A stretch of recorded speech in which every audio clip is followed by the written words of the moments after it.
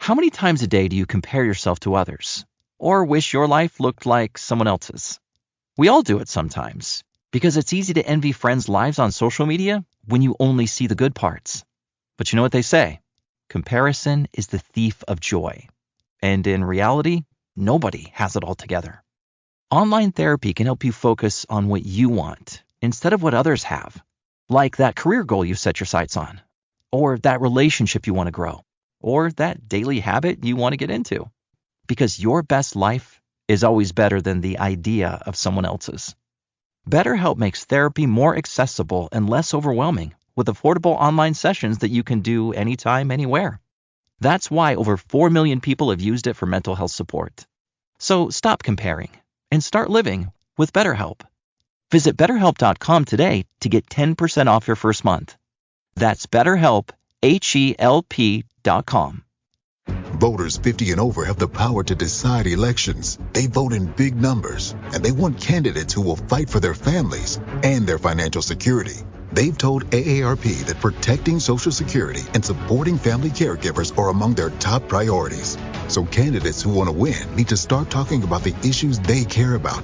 Learn more from our latest polling in Wisconsin at aarp.org/WI polling. That's aarp.org/WI polling. Paid for by AARP. Welcome to this week's Harness Racing Alumni Show. I'm Freddie Hudson, and I'm here today with Trade Martin, Bob Marks, and Andy Cohen. This week's show is brought to you by Capital South LLC, a Washington, D.C. lobby and public relations firm headed by Washington, D.C. top lobbyist Marty Irby. For more information, call or text 202-821-5686. Once again, that number is 202-821-5686. Capital South LLC, Marty Irby. The Harness Racing Alumni Show is the #1 harness racing podcast in North America. We have sponsorships and advertising spots available. For more information, email rrtrotten@outlook.com or visit ustrots.com. The statements and opinions of our guests are their personal opinions and beliefs, and it does not necessarily represent the opinions of the Harness Racing Alumni Show or of its host. The Harness Racing Alumni Show with your hosts, Freddie Hudson and Trade Martin. Joining us this week is Harness Racing superstar and great friend of ours, Bill O'Donnell. Bill, welcome back to the Harness Racing Alumni Show. Oh, it's my pleasure, guys. Thank you very much. Bill, I'm going to start off with talking a little bit about beard trainers. HISA just made a ruling against a thoroughbred trainer, Nevada Lit Finn, who was under a 5-month suspension for medication violations, and he was caught using beard trainers, and HISA hit him with a 5-year suspension plus a $2,500 fine. And one of the beard trainers received a 3-year suspension, and the other one who cooperated with HISA received a 45-day suspension. What are your thoughts on that? What is your opinion of beard trainers, and what should we do to end that practice? Well, the beard trainers, they have them for a reason, right? And what they can do is follow the money. It's been done lots of times. And here in Ontario, there's been 3 or 4 different people that, have been deemed having beard trainers, but all you do is follow the money. But, the racing commissions or in our case, the AGCO, I don't know if they're doing that or not, but if they are, no beard trainers, but that's highly unlikely, right? So. Okay. Now, my opinion of beard trainers is that it's something that we should eliminate, and I think that the penalty should be extremely high on it. But I also think that when a trainer receives a suspension, that they shouldn't bar him from his stable, that he should still be allowed to train, but the horses should not be allowed to race. What are your thoughts on that? Well, you would have to, first of all, you have to prove that the trainer knew that, or the owner knew what he was getting himself into there. Not that you're trying to exempt him, but the owners, a lot of owners get on them positive. Who loses in a positive test most of the time? The owner. He's going to lose the purse money, and a lot of times they're just completely innocent. So the training part of it. Me personally, I don't believe in suspending anybody for anything. I just know what it did to me when I was driving, and you lose your drives and all those things over something that it was just a mistake when you ran into somebody, you interfered with somebody. I'm a big fine guy, and I think if you took that money, the fine money, like we were told here, well, the ORC, when they were in business, they said, well, we don't want the money because they're being funded by the government. But I said, well, give it to COSA. We'll put it in a benevolence fund or put it in the RSP fund, whatever. But I think fines hurt people as much as anything. I used to, every Monday morning in New Jersey, when I lived in New Jersey, when the NASCAR was racing, there was a list of fines, anywhere from $25,000 to $750,000. No suspensions. And I defy you to find that same name on there 2 weeks in a row. They don't. So I think it really hurts when you dip into somebody's pocketbook, and it's such a big savings for the commission too. But you could take that money and do a little bit of investigating over beard trainers. Yeah. Now in the U.S., like in the thoroughbreds now, HISA is here. What is the feeling in Canada towards HISA? We have a national CPMA, the Canadian Pharmaceutical Agency. They're national. So from the testing point of view, all our tests from across Canada all go to the same place. So in saying that, we have a national group. The other part with there's a lot of other moving parts, right, for testing and stuff like that. I don't know. I mean, we have it here. I don't know what the thoroughbreds think of it, and we have never heard any discussion on it on the standardbred side. So now, my last medication question: do you think that the sport has a medication problem with many of our sports horses being over medicated? That you know what, I wouldn't have an opinion on that. I don't train horses anymore, Fred, or I'm not around it. If I listened to every rumor that I heard, you wouldn't sleep at night. Sleep with the light on. Over medication, I don't know if we have an over medication, but we have an under testing, and we're a little bit too with quantitative rules and the levels and stuff. If they do some more research on these things before they made them positive tests, at what point do they start to have performance enhancers? But they don't do that. They just say, here's what it is. You can't use whatever within 48 hours. Me or you or Trade or Bob, me or you taking an Advil today for a headache we're going to have 2 days from now, doesn't work. It's the same as a horse. If you give them 10 cc's of bute in the morning of the race, it's not going to help them that night. But they're so fixated on 48 hours, 72 hours because it's still in their system. But what's it doing in their system? We're a little bit archaic here in a lot of ways, right? Yeah. Yeah. Okay, now I'm going to move. Yeah, go ahead. Finish, Bill. Sorry. I'm done. I'm all done. No, he didn't. We had some great racing over the weekend at the Meadowlands. With the Meadowlands Pace, we saw some of the best 3-year-old paces. What do you think of this year's 3-year-old crop? I think it's the toughest one from bottom to top that I've ever seen. There's six horses in every one of those races that with the trip can win. I mean, the Jinx, you got the trip in the North America Cup. Legendary, he got things. Well, he got a good part of it. Cleared at a good spot, left the rest of them out chasing him.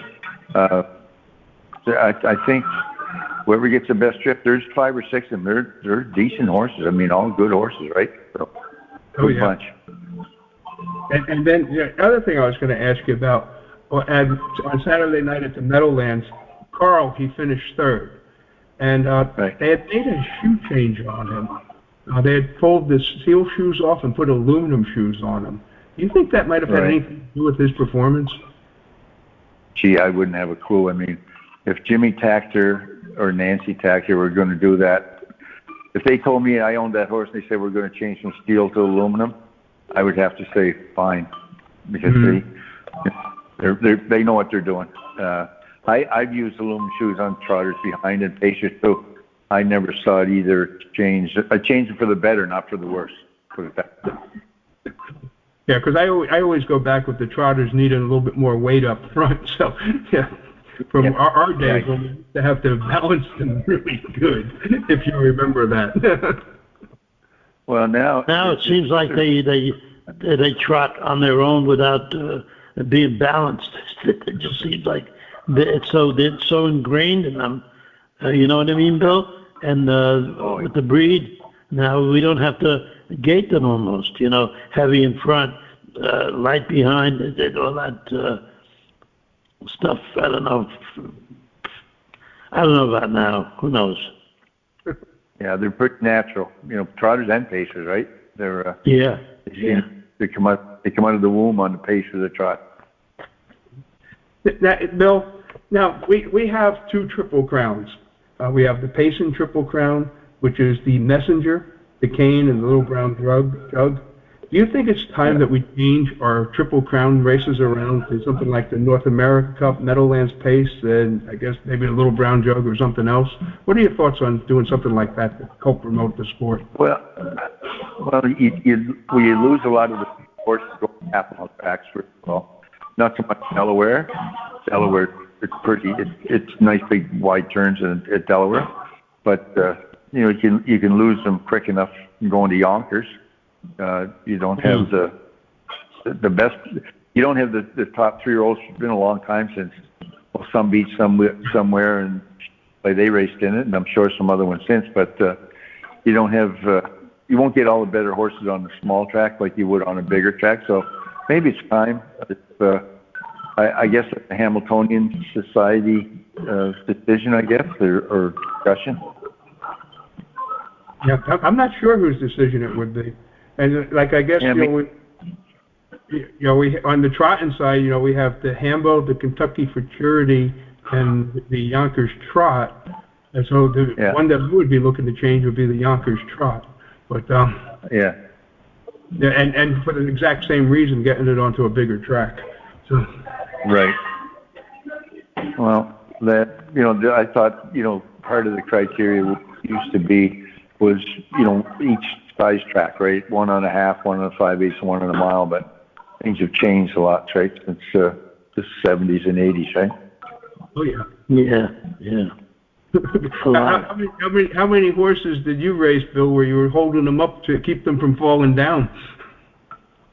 Hell, back in the quite a few. But I would get. Once I get to the Meadowlands, people would go, now this one here, you probably haven't driven ones like him before. I go, yeah, I doubt that. But anyway, if that's what you think. But it was a lot different. I think if we drove the horses the way that they drive them today, back in the 50s or the 60s and 70s, I don't think the horses would make it to the half. So. Well, they'd have to learn to do it a little bit differently, right? Sure. I mean, with the 55-inch hobbles now versus the 66-inch hobbles. I remember racing a horse. He was so small that the centerpiece of the hobble, they had to take it out and they put a key ring in to hold the front. No kidding. That's how short the hobble. Yeah. That's funny. Yeah. Well, we had pretty good. We had one in New England, a horse called Rocky Brewster. He was a little guy, and he actually was better on the big track than he was a little track. But he went on to be one of the basic sires for the Pace and Ponies around New York. Oh yeah. Yeah, he was their foundation sire, Rocky Brewster. Yeah, we had Adishai, and he was like a small peanut. He was like 15 hands high, and his legs went like a propeller. Yeah, that's right. Yeah, there's been some real small horses that. The only thing about a nice small horse, you got to race against a nice big horse, I think, right? Especially now when on the mile tracks and stuff. pretty tough for them. Yeah. Trey, did you want to jump in here? No, I like the fact that a small horse would have to take like double the amount of steps to a big horse, because you get these giants that just reach out so much, and a small horse has really got to knock himself out to keep up. Yeah, you wouldn't enter me or you, Trade, to race against the Tang Bull, right? That would what you would do. So they take a lot. Yeah, it's true. And the horses today versus, like Freddie said, 55-inch oval. When a horse like Firebird wore like a 64-inch oval or 66, and what a big difference in strides, right? And those horses, a lot fewer steps to go a mile. Yeah. You know what? I'm surprised, Bill. I'm surprised that we don't see some three-legged pace racing nowadays. I think that would add a little excitement to our product. Yeah, I saw one race the other night was the 2-year-old. Was he? Maybe not. But anyway, one that raced the other night here at Woodbine. One race here, three-legged one. You don't see very many anymore, do you? No. No. I wonder if they're not going to shoe one. Well, you don't even see a whole lot of trotters without hobbles on anymore. So. Yeah, it's true. It's true. Yeah. But, hey, Bill, do you know how to put a set of trotting hobbles on? I do, yeah. Yep. Okay, I don't. So, and I never put one pair on in my life, so. What? I hate the hobbles. Oh, the elbow boots, yeah. Nobody uses them anymore, right, Bill? They still use them? No, you can still buy them, I think, but they're probably they're on sale at the store by now. At the dollar store. Bill, thank you so much for joining us. No problem. Thank you for asking. My pleasure. Now, over to Andy for this week's Keeping Pace update. Thanks, Fred. I'm going to focus again next week in the Keeping Pace column on the reaction to the new HISA decisions. Talked to a couple of folks in the past couple of days who are trying to work around the decisions, the new federal racing regulations, to see what's going to happen down the road. So it's a column that's coming together, but isn't quite there yet. Anyway, by the time folks read it on Monday, it will be back to you. Thanks, Andy. The Harness Racing Alumni Show is the #1 harness racing podcast in North America and is listened to worldwide on multiple platforms, including Spreaker, iHeartRadio, USTrots.com, HarnessLink, Google Podcasts, and many others. Thanks for listening, and please join us again next week. The Harness Racing Alumni Show